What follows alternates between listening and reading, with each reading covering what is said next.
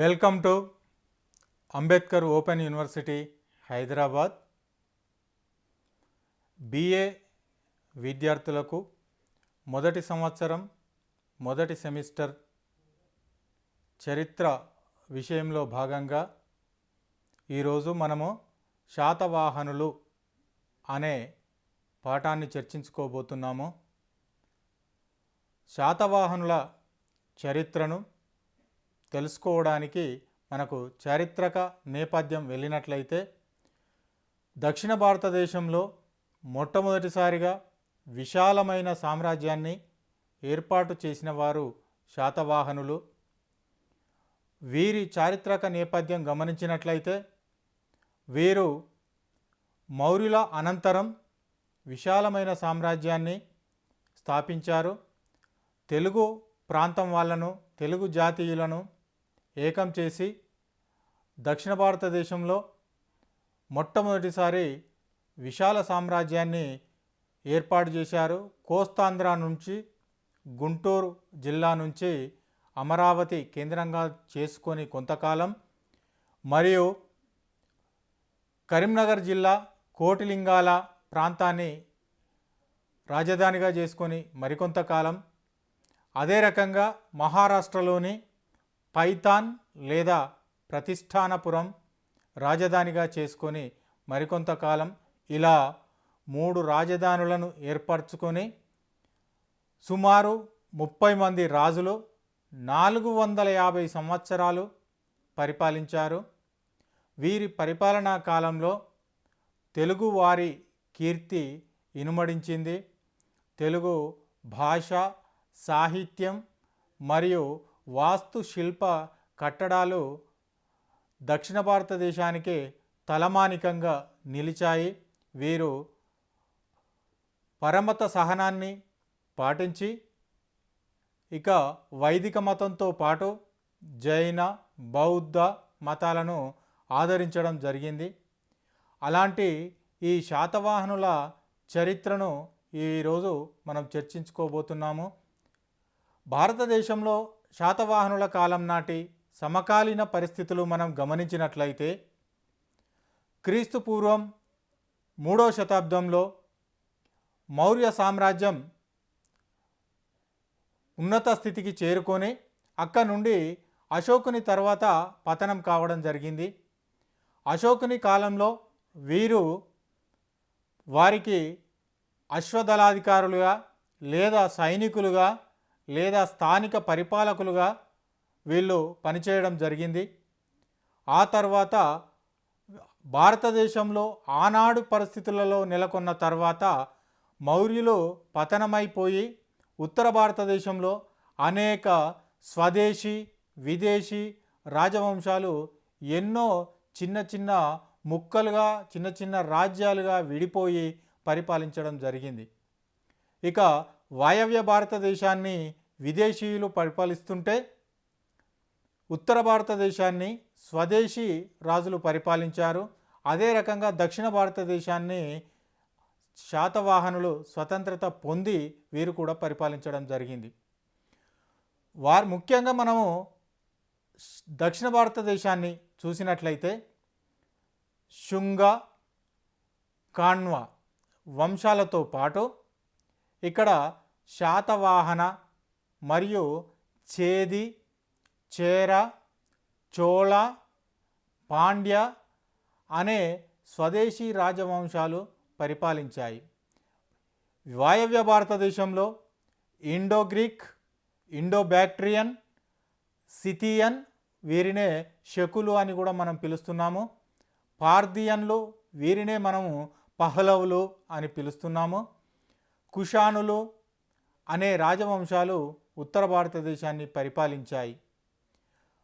వీరిలో ముఖ్యంగా దక్కన్ ప్రాంతాన్ని, దక్కన్ పీఠభూమి ప్రాంతాన్ని, కృష్ణా, గోదావరి నదుల మధ్య భూభాగాన్ని ఆసరాగా చేసుకొని పరిపాలించి ఉన్నత స్థితికి చేర్చిన వాళ్ళు శాతవాహనులుగా మనం చెప్పుకోవచ్చు. ఈ శాతవాహనులు పరిపాలించిన ఈ ప్రాంతం దక్కన్లో మొట్టమొదటిసారి సామ్రాజ్యాన్ని స్థాపించిన నిర్మాతలుగా శాతవాహనులను చెప్పుకుంటున్నాము. వీరి కాలంలో ప్రాకృత భాష ఉన్నత స్థితిలో ఉండేది. తర్వాత ఇక్కడ నాగరికత విలసిల్లిన కొలది అదే రకంగా ఉత్తర భారతదేశంలో భాషా సాహిత్యాలు ఏ రకంగా అభివృద్ధి చెందాయో అదే రకంగా దక్షిణ భారతదేశంలో కూడా వీరు భాషా సాహిత్యాలను ఇక్కడ ప్రాకృతం తర్వాత రాజభాషగా సంస్కృత భాషను కొనసాగించినారు. వీరిలో కొందరు స్వయంగా కవులుగా, రచయితలుగా, వారు చరిత్రకారులుగా తమ రచనలను కొనసాగించినారు. వీరిలో కొందరు కవిరాజు అనే బిరుదును కూడా పొందినట్లుగా మనం చూస్తాం. బ్రాహ్మణ మతాన్ని వైదిక మతం అని మరొక పిలుస్తున్నాము. అదే రకంగా జైన మతం ఆ రోజుల్లోనే ఉంది. అశోకుడు విస్తరించిన బౌద్ధ మతం కూడా ఆంధ్ర ప్రాంతానికి చేర్చిన వాళ్ళు శాతవాహనులు. వీరు వైదిక మతంతో పాటు జైన బౌద్ధ మతాలను ఆదరించారని మనం చెప్పుకోవచ్చు. వీరి కాలంలో అవి ఉన్నత స్థితికి చేరుకొని స్వేచ్ఛను అనుభవించాయని ఆనాటి చరిత్రకారులు మనకు తెలియజేస్తున్నారు. అదే రకంగా బౌద్ధ మత తత్వవేత్త అయిన ఆయనను మనం ఇండియన్ మ్యాకియవెల్లి అని పిలుస్తున్నాము. ఆయన ఆచార్య నాగార్జునుడు. ఆచార్య నాగార్జునుడు శాతవాహన రాజైన యజ్ఞశ్రీ శాతకర్ణి చే పోషించబడినాడు. ఈయన కాలంలోనే మహాయాన బౌద్ధమతం తెలంగాణ ప్రాంతంలో విస్తరించి ప్రత్యేకంగా ఆచార్య నాగార్జునుడు ఒక విద్యాలయాన్ని నెలకొల్పాడు. అదే నాగార్జున విశ్వవిద్యాలయం.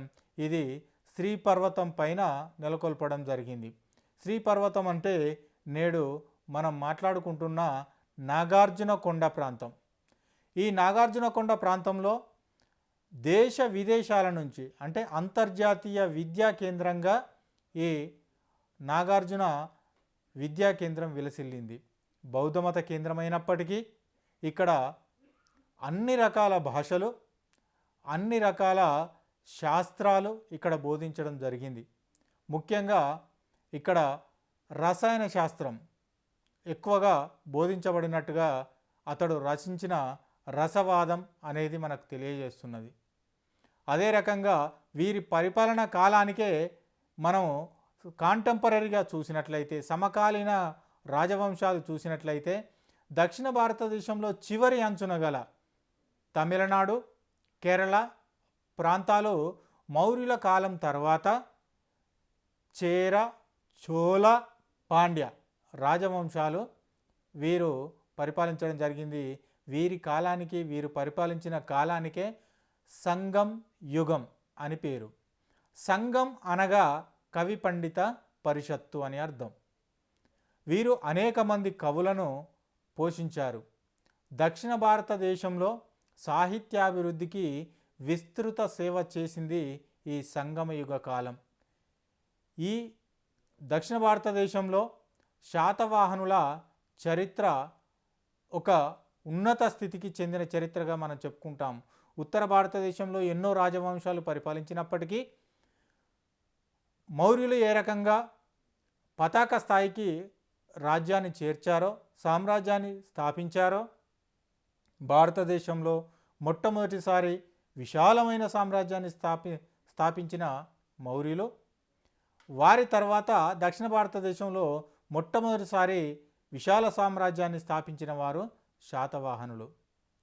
ఇక ఈ శాతవాహనుల చరిత్ర మనం తెలుసుకోవాలంటే అనేక రాజవంశాల చరిత్రను చర్చించుకున్నట్లుగానే ఈ వంశ చరిత్రకు కూడా అనేక ఆధారాలు మనకు తోడ్పడతాయి.